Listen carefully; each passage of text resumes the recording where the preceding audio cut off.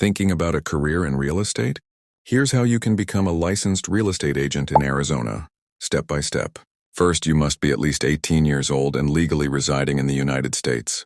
If that's you, you're already on your way. Next, enroll in a 90-hour pre-licensing course approved by the Arizona Department of Real Estate. The good news? You can complete this entirely online, from the comfort of your home and at your own pace. Once your course is complete, it's time to ace the school exam. This proves you've mastered the material. Then you'll schedule and pass the Arizona Real Estate Licensing Exam, administered by Pearson VUE. Don't worry. With proper prep, you've got this. After passing the exam, you'll need to complete fingerprinting and a background check to ensure you're eligible for licensing. Once that's cleared, you can apply for your real estate license through the Arizona Department of Real Estate. And finally, to activate your license, you must join a licensed Arizona real estate brokerage. This is where your new career truly begins.